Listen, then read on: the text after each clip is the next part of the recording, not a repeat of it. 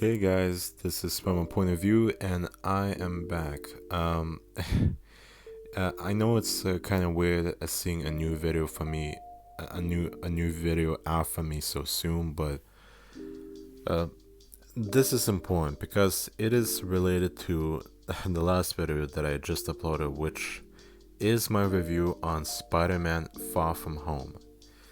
Now, if you haven't seen that video, please go ahead and go and see it because it's going to be important for you to see it in order to know the context on how I'm going to be approaching this, like, I guess you could say, like, part 2 of the review, though it's mostly just going to be focusing on not the movie itself, but more so the things that happen in the movie, and also some of the ideas and how they were executed, and how the MCU is overall treating this new version of Spider-Man as a whole so far. So I definitely recommend you go and see my review on it before you watch this video. Okay, you've done that. Well then, let's get started. Now, the first thing that I want to start off when talking about this subject is, well, in my review I stated that the movie is overall quite boring, and that it's not really all that memorable or really all that engaging, which I still stand by that. I mean, as I stated, there were a couple of scenes in there here and there that I really liked, which were definitely the highlights of the movie. Those being easily the first fight between Spider-Man and Mysterio, where Spider-Man is like trapped in this hallucinogenic state where he's having like these sort of like a little acid trip, like brought into the screen. And their final fight on the London Bridge. I can definitely say that those two instances are like probably the best parts of the movie, and I also stated that the post-credit scene, the first one, is also extremely good because, well, it's not because of the Deus Ex Machina a plot twist ending at the end of it. Hell no, I really thought that was just absolute retardation. Absolutely retarded. The thing that I did like about it was the introduction of J.K. Simmons into the MCU as reprising his role as J. Jonah Jameson. I really love that. But now that I look back at it, the problem that you have with that is it basically ruins the whole dynamic between Spider-Man and J. Jonah Jameson. Because the whole point is that J. Jonah Jameson doesn't know who Spider-Man truly is, but he wants to paint Spider-Man as like this menace, as like this evil person that just has to be stopped before he can like ruin everything, like make the city an absolute dumpster fire. And thanks to that fucking plot twist ending, you basically destroy that whole relationship, that whole like routine between them. And now J. Jonah Jameson will just know Spider-Man as like this kid from Queens who has spider pass and who's a merciless killer. You don't have that like suspense or intrigue of J. Jonah Jameson like judging Spider-Man when he really doesn't know truly who he is as a person. Well, now he kind of knows, like he knows his secret identity, and I mean, he pretty much like only believes what Mysterio said, that Peter is an absolute menace, a killer, a merciless killer, and is just taking all the fame and glory of being a hero from Mysterio. So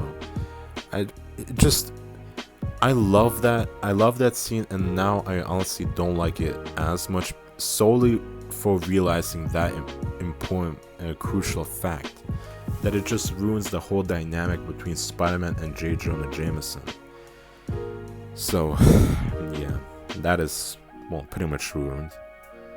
And I also stated that this version of Spider-Man is so boring, so uninteresting. He doesn't make any kind of quips or any kind of meaningful jokes. He's not cool, he's not badass, he's like your generic typical superhero. That's basically what he is, like your generic typical like young superhero. And honestly, I did state that in the video, in the review, that I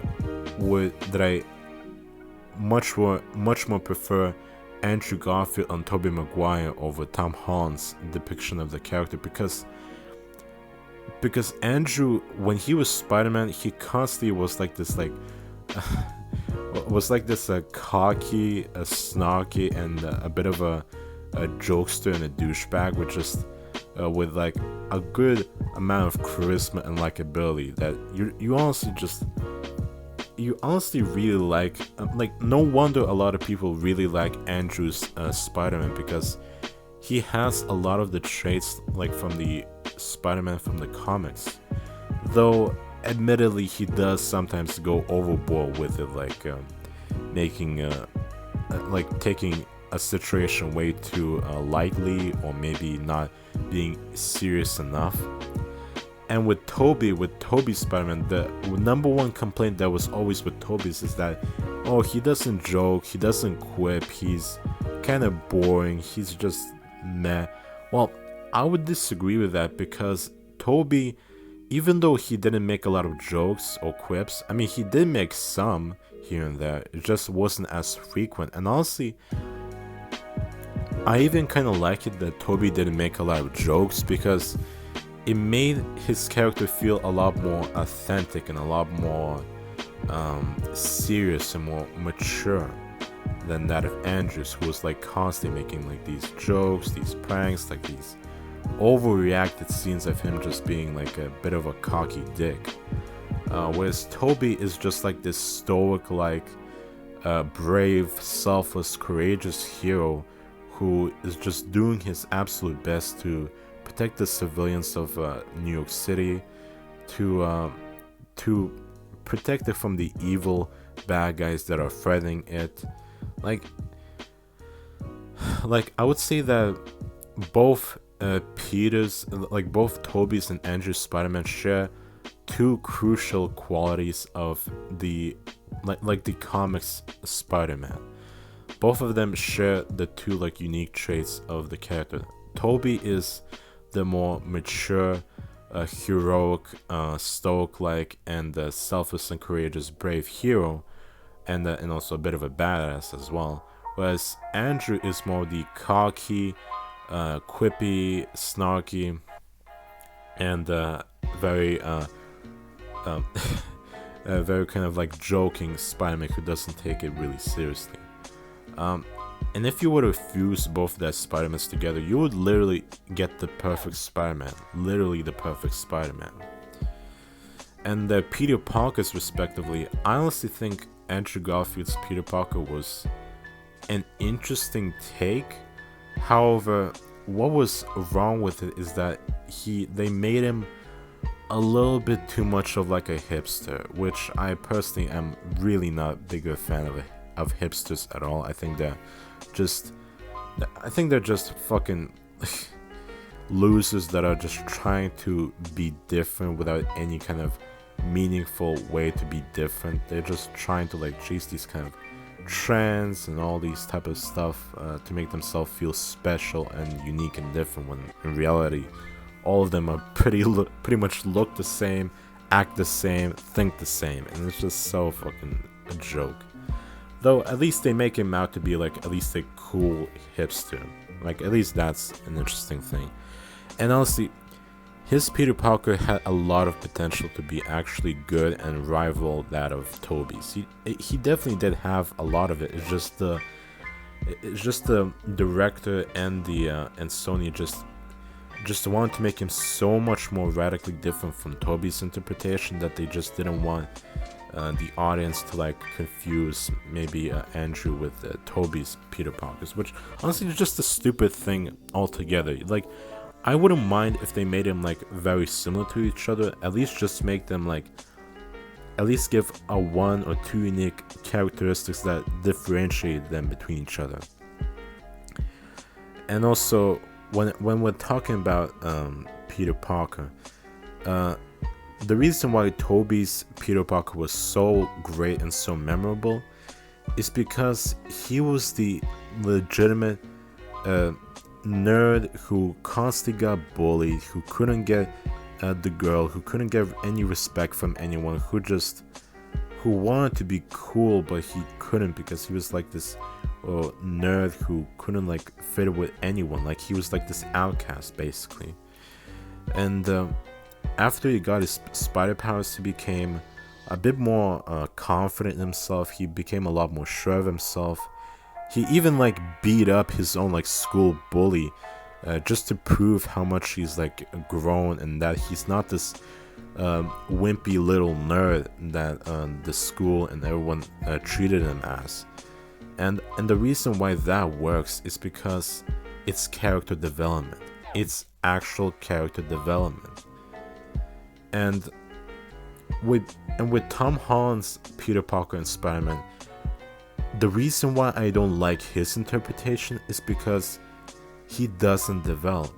He doesn't mature. He doesn't stand up to Flash any time of the movie.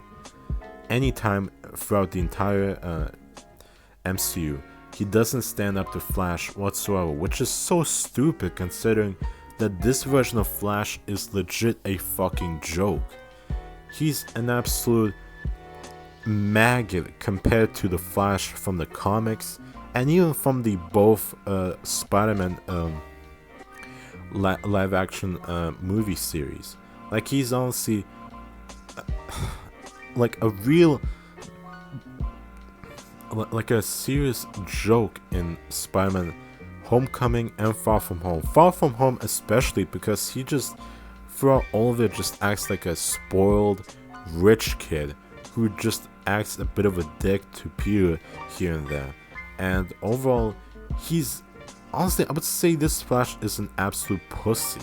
This is a pussy, lame, uninteresting, not intimidating whatsoever. Like some of you, I don't think I've ever told this about myself, but I'm actually a pretty tall and big dude. Like I'm like almost 6'2", and I weigh like almost 300 pounds. So I am a pretty big boy.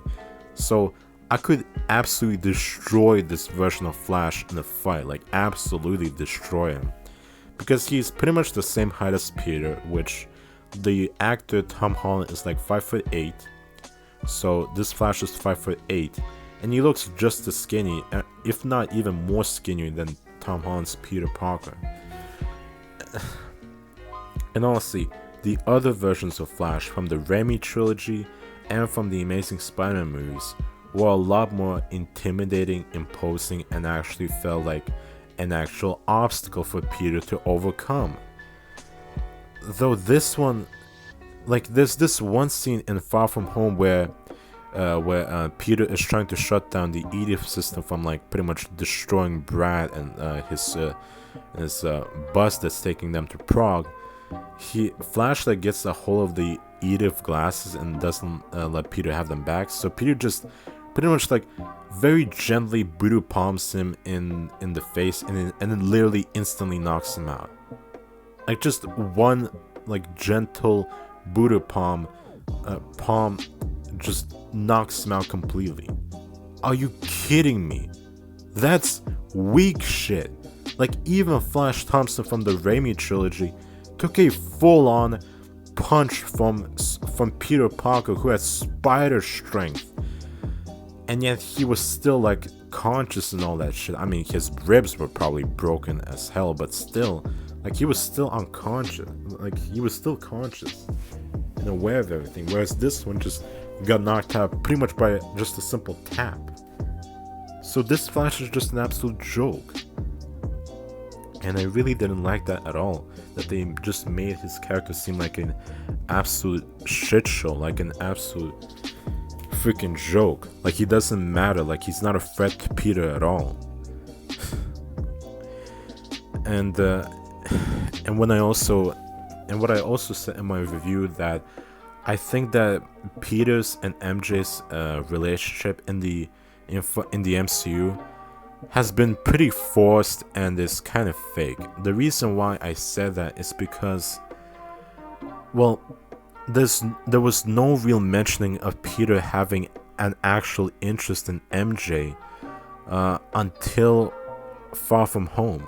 Like, he had little no interest in her whatsoever. I mean, you could argue that MJ had some feelings and maybe liked Peter in Spider-Man Homecoming, but there was no signs that Peter actually wanted to be in a relationship with MJ. And yet, when we see him back from being Thanos snapped and in high school, he's pretty much wanting to like he just wants to like suck MJ's pussy so fucking much. Like, Jesus Christ, like he's so freaking thirsty for that pussy. Jesus Christ, that half black, half white pussy. That he really acts like a selfish, immature brat because he's presented with the duty of being a hero by helping out Mysterio take on one of the elementals to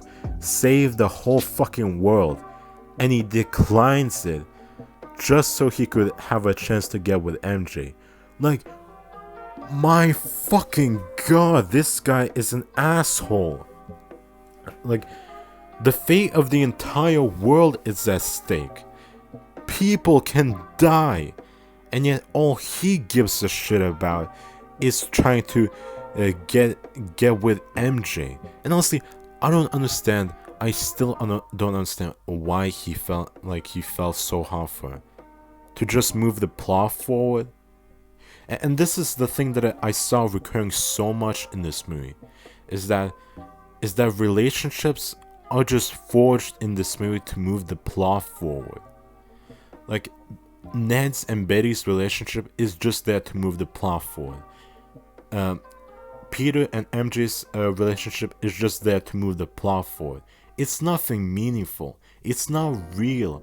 It's not special. And I stand by that when I said that Peter and Mary Jane's relationship from the Raimi trilogy was a lot more authentic and believable and a lot better handled than it is in the MCU, because it felt real. It felt actually compelling.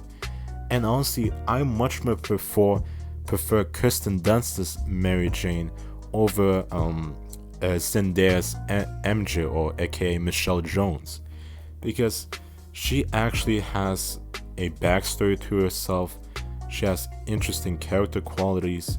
She actually looks a lot more like the comic version of MJ, unlike being half black and half white. She's definitely has good character development throughout the Raimi trilogy, and she's honestly probably one of the most relatable characters in that film series.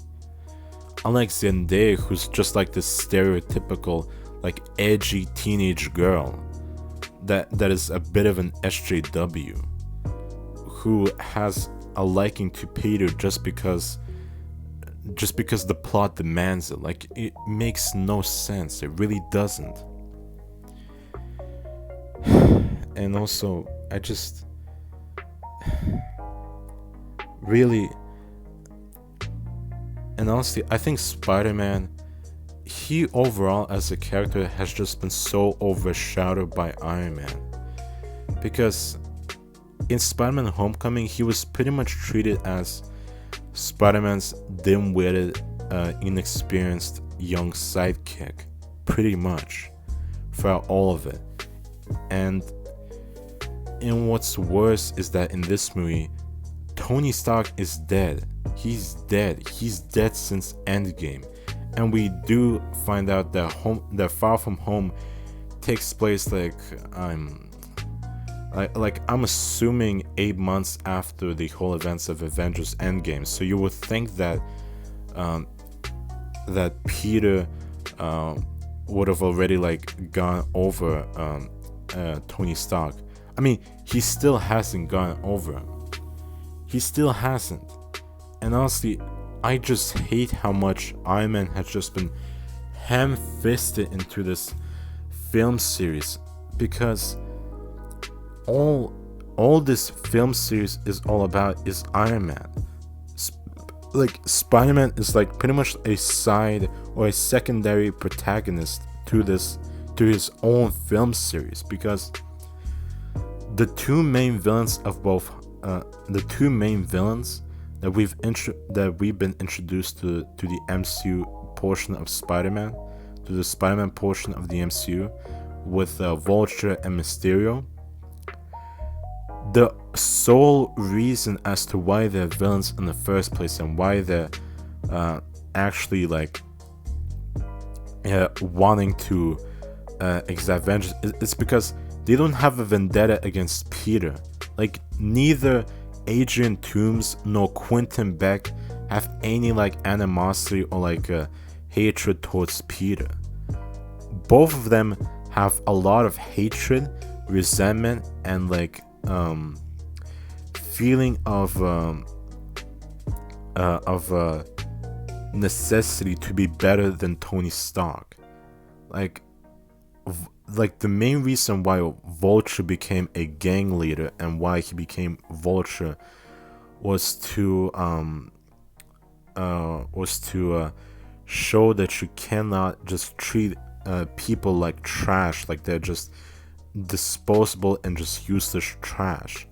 That he wanted to prove and make a name for himself that Tony Stark and the Avengers are not like these whole almighty human beings that can just do whatever they want, and they can just leave the little man to fix up whatever they have left behind. And also, what's more is that Adrian Toomes wanted to have he had mainly a beef with Tony Stark. He didn't have any kind of like beef with Peter. He only began to have it when Peter started interfering with his business, with his operations. And the same is with Mysterio. Like, Mysterio didn't want Spider-Man to be a target for him. He actually wanted the kid to be to let go of him and to let the kid have his normal life. All he wanted was to get revenge on Tony Stark for taking credit for his technology and treating it with so much disrespect, and treating it as such a trivial thing. And that Mysterio now wants all the fame and glory that a superhero like Iron Man has, and take credit for it. So really, both Vulture and Mysterio aren't really like Spider-Man's villains.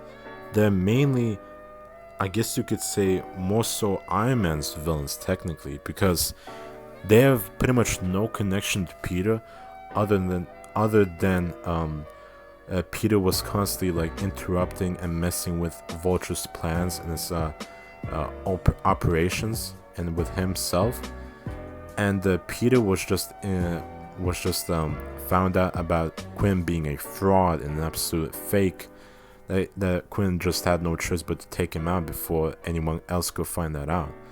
Like, they have no real connection to Spider-Man, other than that Spider-Man was just a nuisance that they needed to get rid of in order to advance their plans against Tony Stark. Like, that's the main reason. And even though I said that both Vulture and Mysterio were fantastic villains and easily the best characters of both Spider-Man Homecoming and Far From Home, they honestly don't fit the mold of being a Spider-Man villain, because they have almost to no connection to the actual character. They have a lot more connection to Iron Man than they actually do to Spider-Man. So it just pretty much falls apart with having them being as Spider-Man villains, when in reality they actually aren't. And what's more is that Spider-Man is literally not He's constantly being said that you need to be the next Iron Man. No, you can just be, you just need to be the friendly neighborhood Spider-Man. Like, he's constantly being told this and that. Like, just be Spider-Man. You don't have to be Tony Stark. You don't have to be Iron Man. And honestly, this is what really upset me about this character in the first place, is that he doesn't feel like Marvel is not letting him be his own character. They're not letting him to mature and become his own hero. It's the same thing that would happen if DC just decided to just make Robin stay as the sidekick of Batman forever. And that's what they're doing with Spider-Man. They just want him to constantly be in the shadow of Iron Man, to be in the shadow of a much more well-developed, more charismatic, and more interesting and compelling hero. And that is just so sad, considering that before the MCU, Spider-Man was in far ways a much better character and a much more popular hero than Iron Man ever was and ever could have been, if it wasn't for Robert Downey Jr. and the MCU propelling his fame to such heights. So honestly, and what's more is that I really hate that they took away the core meaning behind why Spider-Man even became who he is in the first place. They have completely cut it out. Uncle Ben from the MCU. Like, Uncle Ben is pretty much non-existent in the MCU at this point. Like, you only get like small hints of him like through Homecoming and Far From Home, but you never even get a flashback with him. Not even a fucking flashback. Are you fucking joking? Really? We don't get even a single like scene with a younger Peter Parker and Uncle Ben interacting with each other. Like I get it. They didn't want to repeat the origin story again, and they didn't want to have Uncle Ben die for the third time. I get it, but then you could at least have a sequence, a short backflash of showing of Uncle Ben saying to Peter that before he dies that with great power comes great responsibility. And this is thing that I just cannot stand about the MCU, is that they want to say the catchphrase like Spider-Man's pretty much quote that he's known for, with great power comes great responsibility, but they just don't. They just pussyfoot around it constantly. And honestly, I'm just so sick of it. I am just so sick of Tom Holland as Peter Parker and Spider-Man, because he's not allowed to mature. He's not allowed to grow from the shadow of Iron Man. He's not allowed to be his own hero, his own character. He's not allowed to develop. He's just not allowed to do any of those things. And really, I just really am tired with the MCU's constant disrespect of the character that I've known for so many years, that I've admired for so many goddamn years, and that I've loved ever since I was literally a toddler. I'm just so done with it. I really am just done with the MCU's interpretation of the character. I really am just done with it. Because I know that they're not gonna make Spider-Man actually mature and develop and actually become his own hero. Like, he's still gonna be using Tony Stark's technology. He's still gonna be wearing that high-tech stupid suit that he apparently can't live without having it in with him at all times. they're not gonna let him to develop, to mature, to grow as a character and as a person. They're just gonna constantly make him be Spider-Boy or Iron Man Jr. That's just a bold truth. And I hate that truth because I want to be invested into this version of the character. I want to like this version of the character. All of you in the comments are probably gonna say, "Oh, you're such a hater of the MCU Spider-Man." I hate that because I myself don't want to be a hater. I wanna like this version of the character, but if they're just gonna treat him as like a fucking pussy, a fucking an absolute shadow of Iron Man, a great value version of Iron Man, if they're just gonna treat him as like this kid that doesn't mature and grow up, if they're just gonna treat him as like he has been treated for most of the MCU, then why should I even support it at this point? Like, seriously, why should I? Anyway, I think I'm done. I think I'm done ranting, and honestly, I'm just done talking about Spider-Man in the MCU as a whole.